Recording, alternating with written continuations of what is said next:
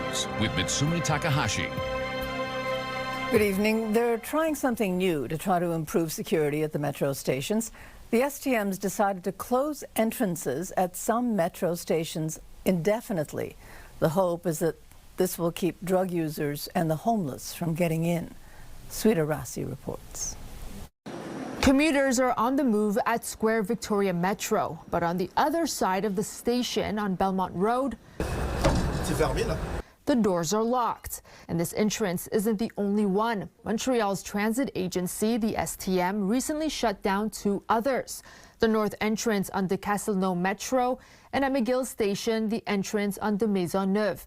The STM says these 3 areas are trouble spots with issues like overcrowding, a lack of cleanliness, and drug use. It's a difficult decision to make. Safety in the metro has been a problem in recent years with a growing number of unhoused people. Advocates like David Chapman say sometimes the metro is their only option. It tends to be one of the places where there's some protection from the elements, that's where it's a little cooler in the summer, where it's a little warmer in the winter. At Atwater Metro, the entrance near Cabot Square has been closed since winter. Resilience Montreal, Chapman's day shelter, is right across the street. When metro spaces, when more of them are closed, we see higher numbers at our homeless resource, for sure. The union representing STM constables also say there has been an increase in violence.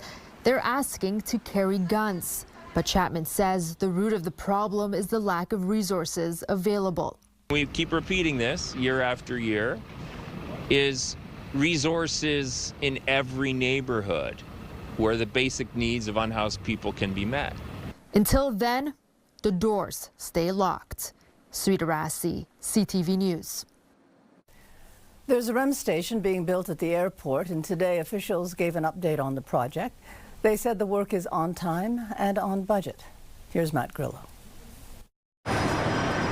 About 35 meters below ground level, the airport's REM station is coming together. This is where the trains will be dropping off and picking up passengers. It's a long time coming, say airport officials. We've seen in most big international airports around the world, they have that type of service that connects to the downtown. When travelers arrive at the station, they will use elevators to eventually reach the terminal. They are at about 100 meters from the check-in counters, which is very close. You take the train from downtown, it's 26 minutes, you're at the airport. So no queue for parking, no queue for taxi. You're getting in, you're there, it's almost all in. Officials are aiming for the REM to serve about 20% of the 35 million passengers expected at the airport every year. Trudeau Airport is in the midst of a $10 billion renovation project, and the expectation is that the REM will help ease traffic at the curbside drop-off. We've seen over the last few years that there are issues with congestion coming into the airport. We don't have the capacity for the growth in passengers that we've been experiencing over the last few years. Despite issues with the REM's reliability, YUL is not worried. We're pretty confident with all the work that we're doing with REM. We're the last antenna of the network as well. The $600 million REM station is on budget, and trains are expected to be transporting passengers by the end of 2027. Matt Grillo, CTV News. There's now a crossing guard at a problematic intersection in Montreal West. A guard has been assigned to the intersection of Westminster South and Ainslie Road near the Royal West Academy. That was at the beginning of this week. More than 3,500 people signed a National Assembly petition asking for a crossing guard. The current policy is that crossing guards are not needed near high schools. Montreal Police, though, agreed to assign a guard to that particular intersection on a trial basis. Quebec's engineers are saying that this province is building more roads than it needs, a problem especially since it says it doesn't have the money to maintain all the roads. And as an example, the engineers are pointing to all the potholes. Angela McKenzie has more. It seems like our roads just keep getting worse. The Quebec Order of Engineers says that's because they are. We need to maintain the road that we have. We need to repair the road that are broken, and we need to do urgency work as well. And we don't have enough money to do all the three. The order's president, Sophie Larivière-Manta, says Quebec has historically built more roads than it needs. Per capita, Quebec has 2.5 times more kilometers of paved roads than Ontario. And now all those roads are in worse shape than they should be. ETS professor Alan Carter says the problem isn't how we pave our roads or fill our potholes. The problem is overall maintenance. Maintenance of the road is actually somewhat cheap. Right? And the more we wait, the more expensive it gets. So it's exponential, the cost increase. And we are in the exponential part. This graph from Quebec's Auditor General shows Quebec's projected infrastructure costs consistently fall short of what it actually invests each year. Larivière-Manta says Quebec's infrastructure plan doesn't factor in things like municipal roads or the effect of climate change. We need to have those data, and those data need to be given to the population for them to understand the problem and the crisis that we're in. The Order of Engineers wants the province to stop building new roads and highways and focus its spending on maintenance.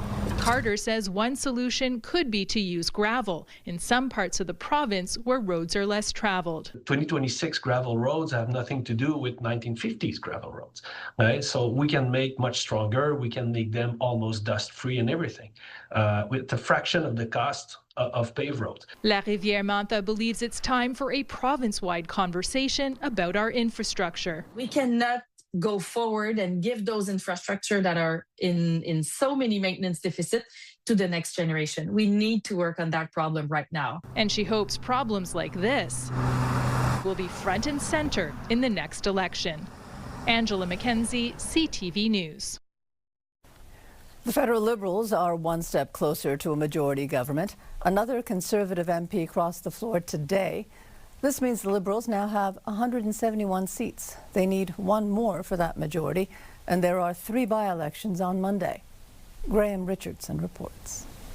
Because of Marilyn Gladue, a Conservative MP. Here's Marilyn Gladue as a Conservative back in 2023. Our leader has been supportive of this bill all the way along. I want to thank him for that. It is a great pleasure. Cut to today. I'm very happy to be the newest member of our new Liberal government. A partisan defection that enrages Conservatives as the Prime Minister casts it as a country coming together to his side. This all comes at a time when the country as a whole is uniting to move forward, and it's important that over there we unite to move forward as well. Pierre Poilievre tweeted, Gladue said that floor crossers should face voters in a by-election.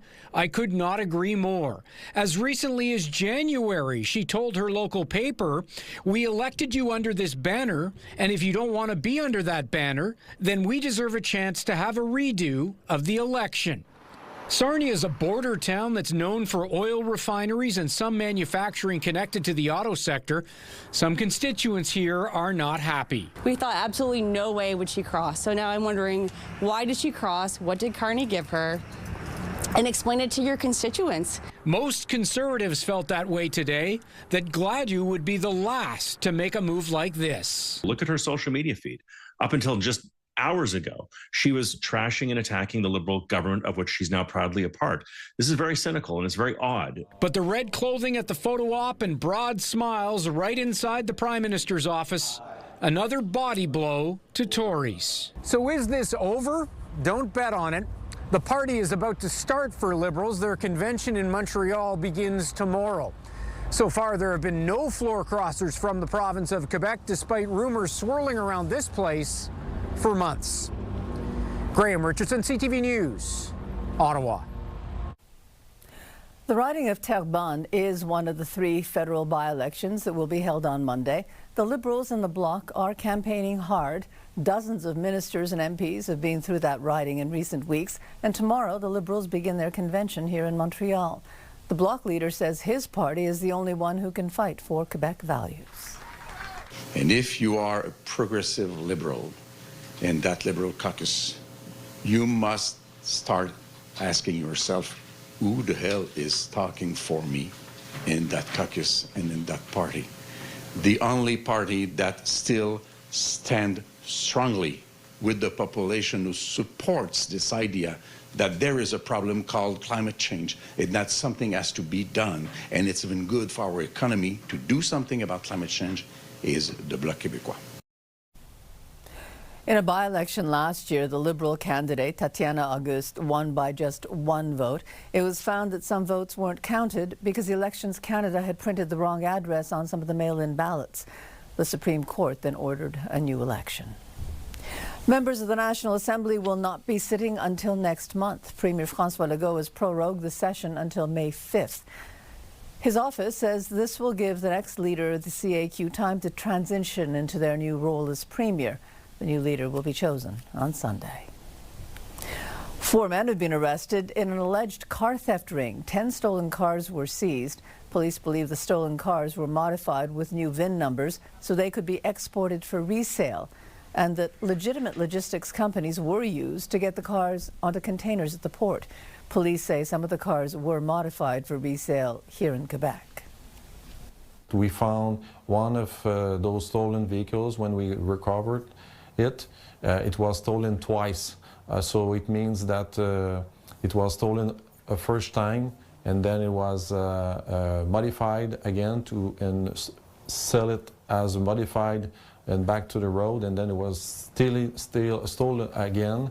And so we found this car. 2 of the men arrested face several charges, including possession and trafficking of stolen goods. The other 2 were released on a promise to appear in court at a later date. There are calls for Quebec to change child custody laws in cases of abuse. An open letter signed by dozens of groups and individuals was submitted by Quebec Solidaire Christine Labrie. Labrie recently tabled a bill calling for changes. She says joint custody of children of divorced parents isn't the best option when there are cases of domestic violence.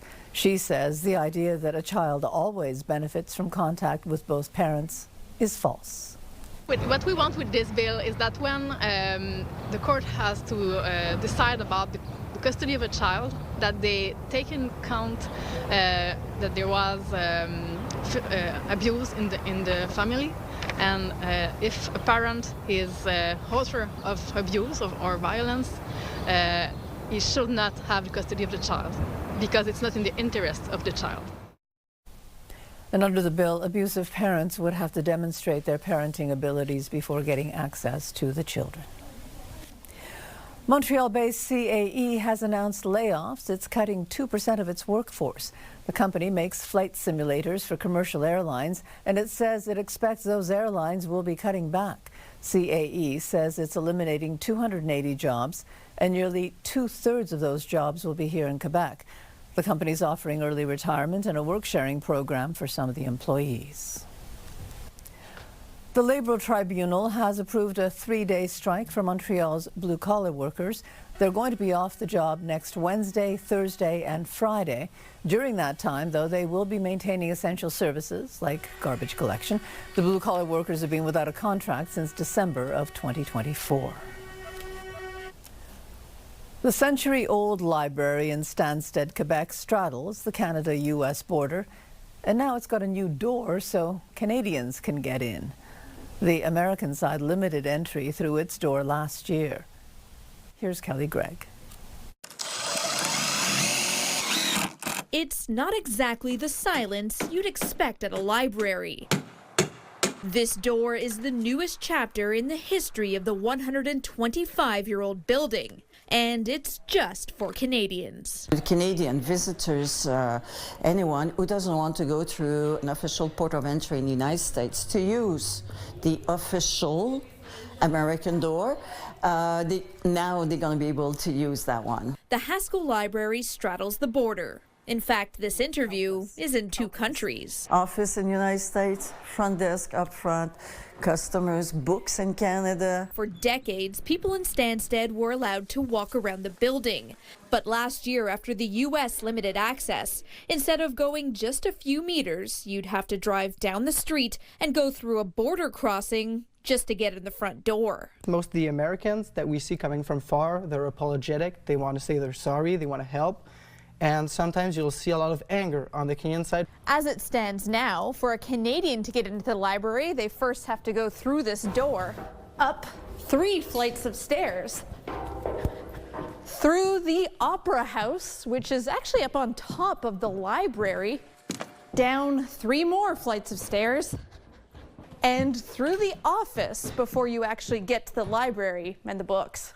You've got a lot of people with reduced mobility or just aging, so for a lot of people that has been hard. There has been a lot of people who have not come. The library is a heritage building, so plans for the new entrance were in the hands of the Quebec government. We didn't have much to say about it except paying, which is close to $600,000. Money the library has had to fundraise because there's no provincial grants available. In the past, the library has been a flashpoint for tensions between the two countries, one those here hope can be overcome. Yes, it's negative, but we turned it in something positive, in something that unite. The official ribbon cutting is expected in June. The library hopes communities on both sides of the border come to the opening of a new door. Kelly Gregg, CTV News, Stansted. St. Mary's Hospital says it wants to transform the patient experience, and they plan to use music and virtual reality to do it. Anastasia Dextrine has more. At St. Mary's Hospital, a new project is aiming to give patients in the geriatric unit a front row seat without them having to leave their room. It's a project that's a mix of culture, arts, technology, music, research. Team lead and geriatrician Dr. Julia Chabot says the idea to add virtual reality concerts to the healthcare experience came out of the pandemic. As of 2020, it was no longer feasible to bring musicians to perform for patients in the hospital setting. We tried different things. We tried to bring some music with just audio or some just videos, but we didn't have the same experience, obviously, as a live concert. Chabot began looking for alternatives. She got to work with a group of researchers and producers, including Quebec pianist Alexandra Streliski. It took several months of production, but the result is that patients can now see and hear a concert through this VR headset. You feel nearly like you're in the band, but there's also moments where you're sitting really with the audience. It's a bit larger, so you're really in that space as a whole. But yeah, you get to look around, you get to look at the keys. It's fun. It's also something I think that's very original for someone, let's say, who's like 80 years old. The hope is to make this virtual experience accessible to more patients in other units, even in other hospitals. But Chabot says the next step is to collect data to see how much of an impact the virtual concert has on patient health. Music has been proven to decrease anxiety, to improve well-being, decrease pain. If we can come up with numbers, I think it's going to be much easier to integrate music in our therapeutic measures. She's hoping that this project will prove that music has a place in modern medicine. Anastasia Dextrine, CTV News. And coming up, the U.S. is claiming victory. President Trump forged this moment. Iran begged for this ceasefire, and we all know it. Meanwhile, in Iran, the people are screaming, "Death to America." And the man known as the Gilgo Beach killer admits to killing 8 young women.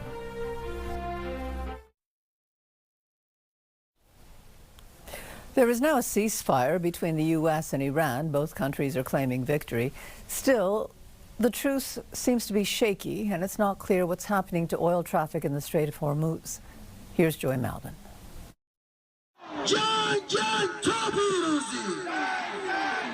On the streets of Tehran, they chant death to America as the U.S. Secretary of War declared victory over Iran. President Trump forged this moment. Iran begged for this ceasefire, and we all know it. This 2-week truce looking shaky at best. Iran is still holding up hundreds of oil tankers in the Strait of Hormuz, effectively controlling global oil production in the Gulf. The Iranian response is we're going to control it and put a toll on everybody. And there's no ceasefire. Literally within the past hour, Saudi Arabia has reported that its pipeline, which goes from the Gulf to the Red Sea, has been hit by a drone. Blocking the strait, says Iran, is retaliation for Israel's continued attacks on Lebanon. Israel insists the ceasefire doesn't include their war against Iranian-backed Hezbollah. The fresh violence threatening to scuttle Washington's fragile truce. And I will reiterate the president's expectation and demand that the Strait of Hormuz is reopened immediately, quickly, and safely. President Donald Trump, who threatened to annihilate Iran just yesterday and back down, called this a big day for world peace, posting, "The U.S. will work closely with Iran, which we have determined has gone through regime change. There will be no enrichment of uranium." So right now it's buried and we're watching it. We know exactly what they have. They'll give it to us voluntarily. We'll get it. We'll take it. We'll take it out. Leaving many politicians wondering what this war was all about. We have lost 13 American service members, hundreds of American service members wounded, thousands of people, innocent civilians throughout the region killed, prices going up, the American taxpayers paying $2 billion a day, and all for nothing. The White House says Vice President J.D. Vance will lead in-person peace talks with Iran. The regime prefers him because of his past skepticism about Middle East wars. Joy Melvin, CTV News, Washington. Meanwhile, South Korea is claiming North Korea fired several ballistic missiles off its east coast. It's calling on the North now to end its missile testing. Yesterday, South Korea's military said it suspected another ballistic missile near Pyongyang. The U.S. is investigating. A New York architect has admitted to killing 8 young women. Rex Heuermann is now known as the Gilgo Beach killer. His 17-year killing spree terrorized Long Island. Rena Roy has more. After decades, the so-called Gilgo Beach serial killer case has now been solved. After discussions with your lawyer, you feel it's in your best interest to plead guilty rather than go to trial. Yes, Your Honor. Standing in a dark suit with his hands shackled behind his back, 62-year-old Rex Heuermann, a suburban father and former New York City architect, admitting to the murders of 8 sex workers during a 17-year killing spree. You killed each victim in the same manner, namely strangulation, the prosecutor asked, Heuermann responding, yes. This defendant walked among us, play acting as a normal suburban dad, when in reality, all along, he was obsessively targeting innocent women for death. The victim's families wiping away tears during his guilty plea. I am Nicolette Brainerd Barnes, the daughter of Maureen Brainerd Barnes, and on behalf of my mother, I accept this plea. I'm Jessica Taylor's mother, and I am glad that this is over. Heuermann's ex-wife, Asa Ellerup, and daughter both in court today. My thoughts and prayers are with the victims and their families. Heuermann had been charged with 7 murders but agreed to confess in an 8th today as part of a plea deal. He said he intentionally caused the death of Karen Vergata, a 34-year-old who was last heard from on Valentine's Day in 1996. Her body parts later found in different locations. The Suffolk County District Attorney says Heuermann agreed to serve 3 consecutive life sentences, followed by 4 sentences of 25 years to life in prison. Heuermann will be back in court on June 17th for sentencing. Officials say he won't face any more prosecution in these killings, but that he must cooperate with the FBI going forward. Rena Roy, ABC News, Riverhead, New York. A woman who admitted to selling ketamine to actor Matthew Perry was sentenced to 15 years in prison today. Jasveen Saga is known as the Ketamine Queen. She sold drugs to high-end clients. She is the 3rd of 5 defendants who pleaded guilty and who will be sentenced in connection with Perry's overdose in 2023. Perry was one of the stars of the series Friends. He was 54 years old when he died. And coming up, how much for a ticket to a FIFA game? As much as I'd love to be in there, nope, I'm not selling a car. I'm not mortgaging the house to get inside a World Cup stadium. People who want tickets are now being forced to go to resellers. And how bright is too bright? The debate over car headlights. For breaking news and local news that matters to you, download the CTV News app right now by scanning the QR code on your screen using your smartphone. Or you can also go to our website, ctvnewsmontreal.ca.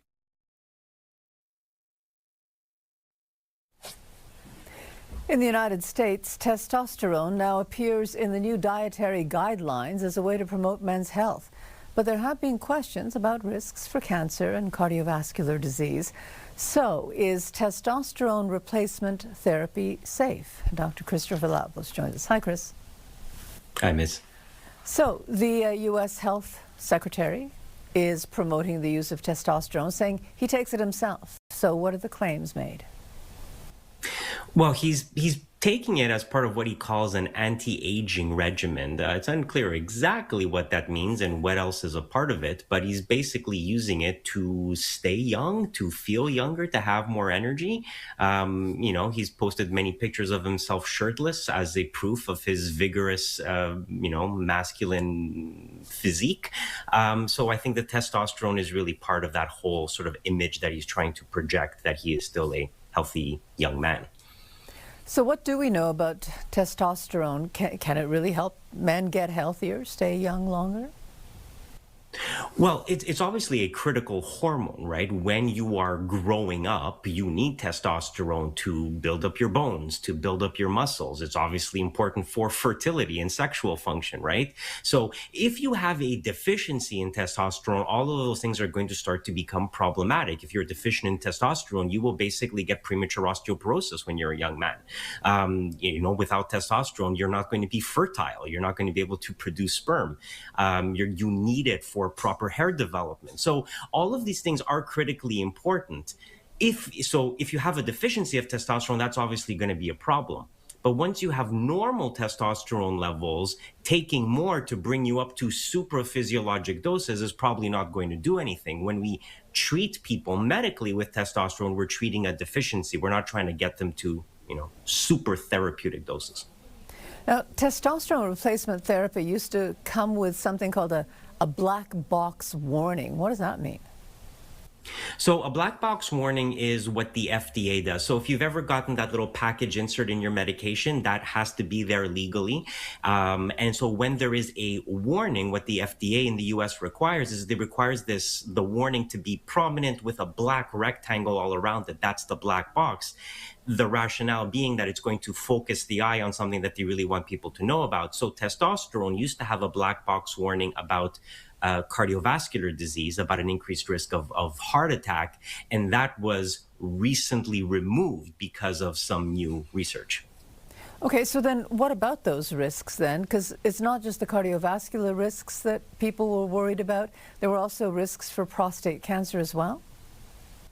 Right. So the cardiovascular risk thing is an interesting story because it really started back in 2010. So in 2010, there was a study called the TOM study, which suggested an increased risk of heart attacks. That was then bolstered by some Veterans Affairs data. So there was this concern for about 10 years, and that largely only got abated with the publication of the TRAVERSE study, which showed that heart disease was actually not really a concern for most men who were taking testosterone therapy. So because of that, the black box warning was subsequently removed, and that probably was appropriate because it looks that, at least in the short term, there's no increased risk of heart attacks if you're taking testosterone. The prostate cancer thing is actually a bit more of a problem because the prostate and prostate cancer is a hormone-sensitive cancer in the same way that breast cancer is a hormone-sensitive cancer. So if you give people testosterone or other androgens, there is a very real fear and concern that you're going to increase the risk of prostate cancer. And there is, I think, a broad agreement that that's probably not a good idea. But Chris, this therapy isn't without its risks, though. No, because even if you set aside the cardiovascular disease thing, even if you say that the prostate cancer risk has not been, demonstrated in clinical trials, which is true because the high-risk patients are never included in clinical trials, there are still other things that have come up in the clinical trials. People, even in the trials showing cardiovascular safety, there has been an increased risk of arrhythmias like atrial fibrillation. There has been an increased risk of blood clots, which, to be fair, is common to most hormonal therapies. So there are real concerns there. And so while it's appropriate to take the medication when you need it medically speaking, realize that it comes with side effects, as all medications do.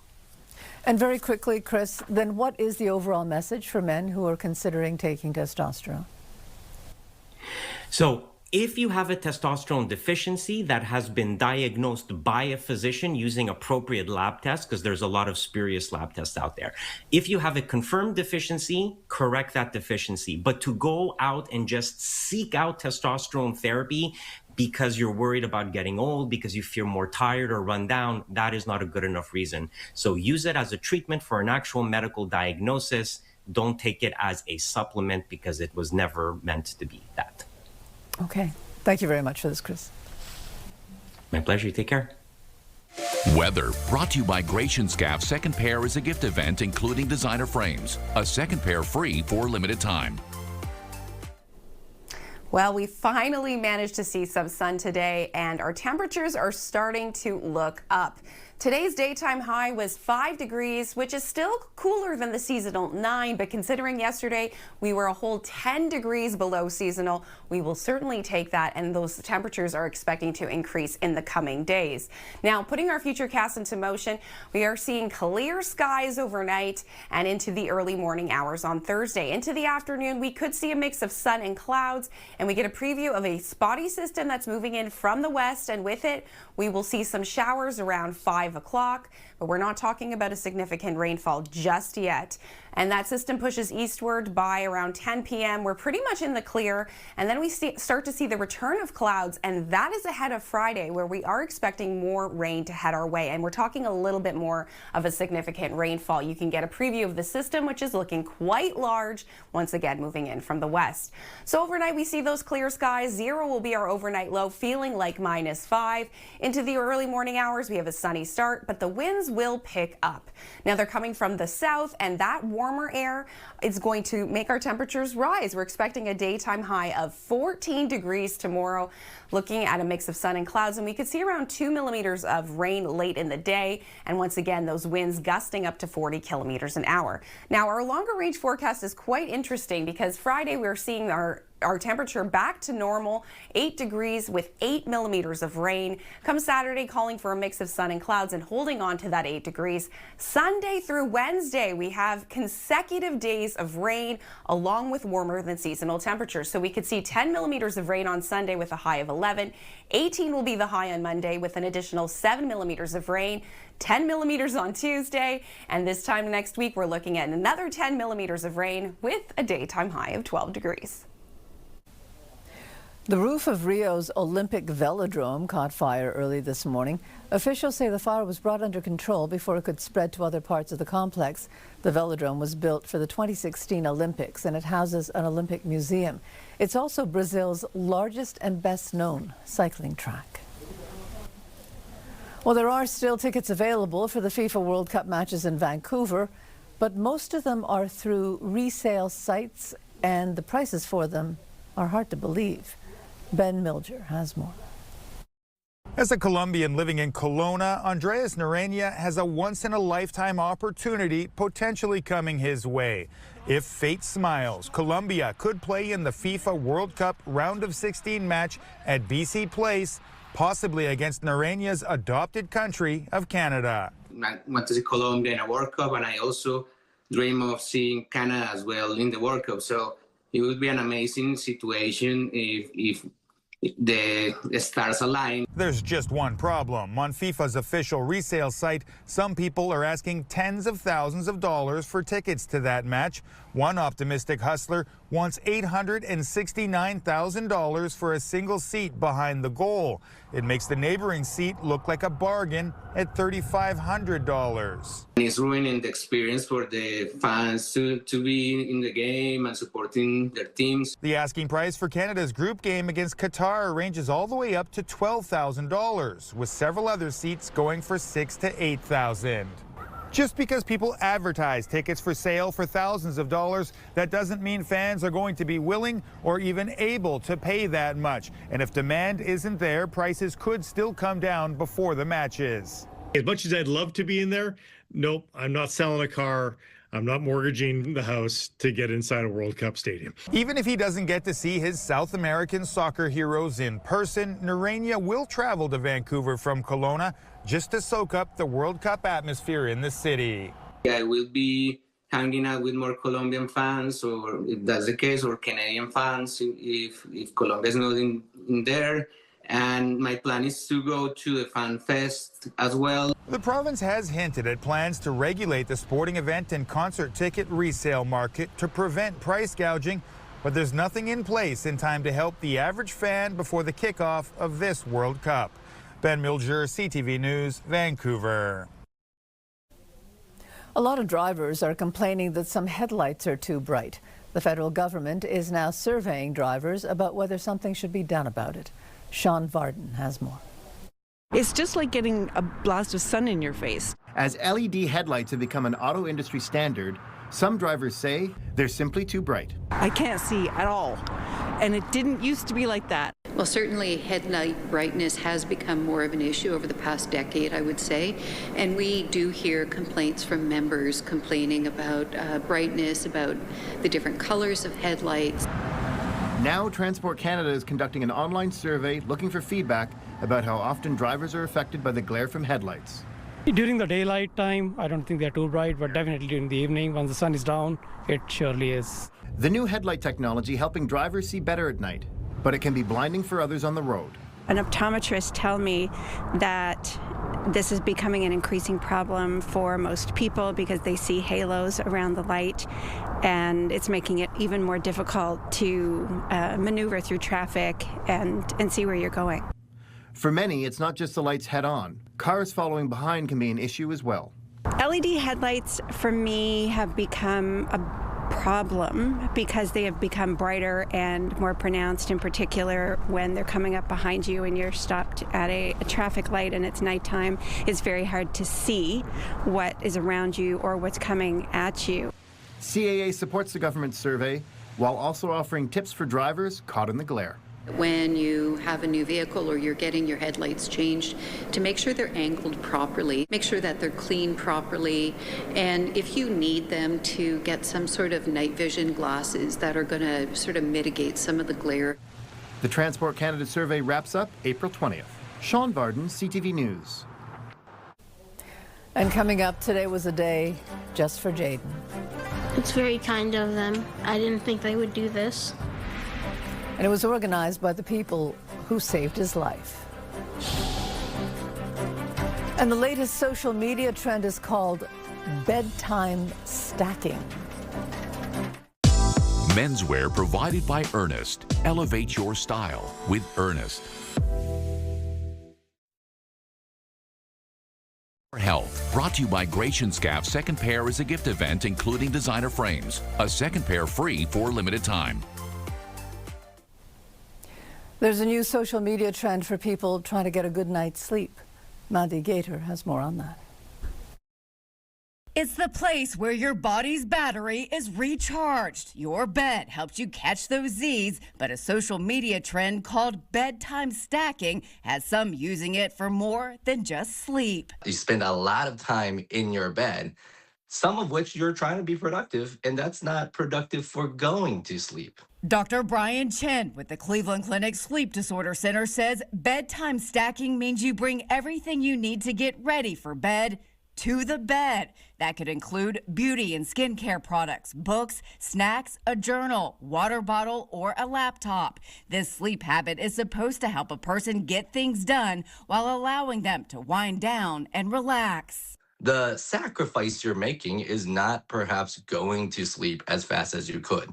So that could result in you getting less sleep, being more tired the next day. Chin says bedtime stacking isn't all bad, especially if you need to be better organized or develop a step-by-step bedtime routine. But he says to think through what is in your stack and take away the things that may impact sleep. This comes down to the tried and true, which is having a good routine and trying to activate that routine at the right times. For those who struggle with insomnia, Chin says bedtime stacking should be avoided. Instead, he says to create a separate area where you wind down. Where you become drowsy should be outside of your bed, and in your bed, you just sleep. For Health Minute, I'm Mandy Gaither.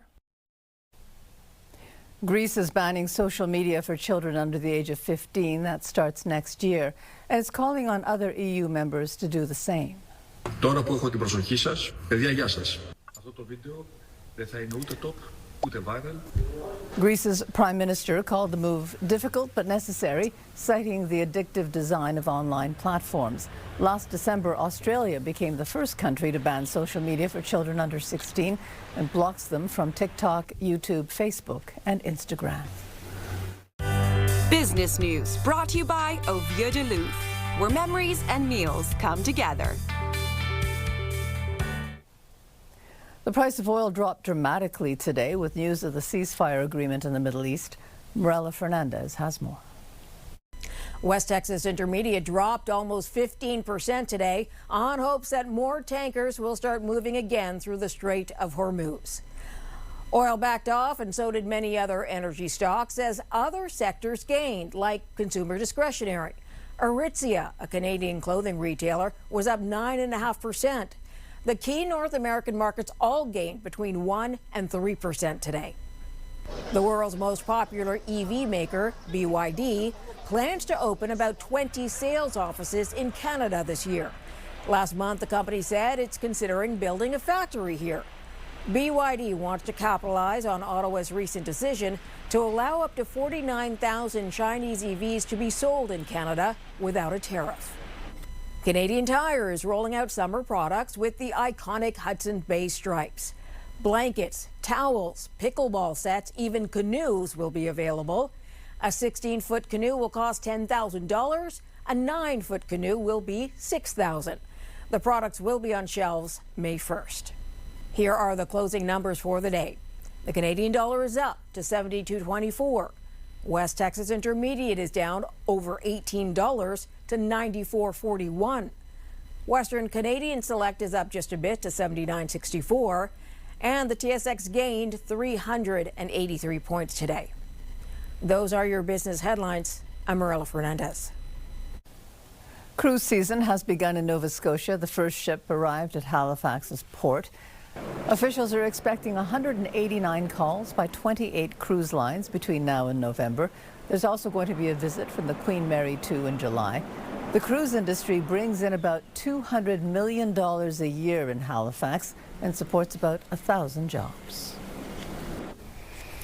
The astronauts on the Artemis 2 mission are waiting for a phone call tonight. And Caroline, the Prime Minister is expected to call.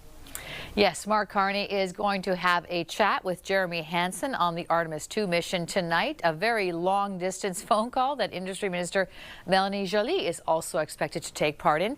And that phone call is scheduled for around 7:30, so we will be watching and listening in from the Canadian Space Agency to see what they discuss. No doubt there will be some congratulations for Hansen and the rest of the crew, as they have broken the human record for distance traveled in space. And we will also keep our eye closer to home on a demonstration outside the U.S. consulate in Montreal this evening. People there will be protesting the U.S.'s actions in Iran and Lebanon. Mitsumi will have all that and more on 11:30 on The Late Show. Thanks very much, Caroline. Stay with us. We've got another full night of great shows for you right here tonight on CTV. Download the CTV News app and stay on top of local stories as they unfold. Increasing number of abandoned buildings. Customize your feed and watch live wherever you are. CTVMontreal.ca, your home for news. 2 years ago, a 9-year-old boy's life was changed forever. Today, Ottawa police, fire, and paramedics teamed up to give him a day to remember. Here's Katie Griffin. 4115, Ottawa. This is Jaden Hunter. This day is all about him. It's very kind of them. I didn't think they would do this. Ottawa police, fire, and paramedics showing the 9-year-old's various aspects of their jobs. Is that okay? Oh, Lord! And that they stand with him. This is the tool here we used to cut the roof off your car? Jaden has life-altering injuries and had to learn to walk again after the vehicle he was in was struck by an impaired driver at high speed in December 2023. This event organized by Ottawa Police. With all the surgeries and all the trauma he's been through, for me it was important to just show him that, you know, not just the police officers, but the paramedics as well as the firefighters, we are with him, we support him, and we will be with him for his entire journey. This is a special hose. From the fire trucks to tactical team takedowns, Jaden was also able to say thank you. I got to see the people, the first responders to me, the people who opened the car I was stuck in. Meeting the face of the people that held his hand in the toughest moment when I couldn't be there. I couldn't ask for anything better, so it's special, very special. Our crews don't always get to meet the people that they rescue, and this was a very serious extrication call in 2023, and our firefighters extricated this young man out. It was special for them to meet him and talk to the family. We're rooting for you. We hope that you're doing okay. Our patient only see the back of the truck usually, so they got to be in the front of a paramedic transport unit. You talk on the radio, our dispatchers give him a call out. If you can put a smile on his face, it's mission accomplished for us today. This specially made piece of art signed by first responders, a day Jaden and his mom will never forget. I think today, seeing that you have all these people that are always in your corner, that are always willing to, go to bat for you, that's something that it's beyond special. Katie Griffin, CTV News. That was nice. And we've got, things are warming up. Yes, that's right, Mitsumi. I'm sure you're happy to hear that. We can even see that come into play overnight, because typically we'd see a low around -1, and we're actually seeing 0 overnight, feeling like -5. We have a sunny start to our day, and these winds are going to make it feel a lot warmer because they're coming from the south. So it'll be 14 degrees, and we could see around 2 millimeters of rain later in the day, but I'm going to try and put a positive spin on this. It'll at least melt away the snow. Combined with the temperatures, the snow should be gone maybe by the weekend. And that's it for us. Have a good evening. Stay well. Good night.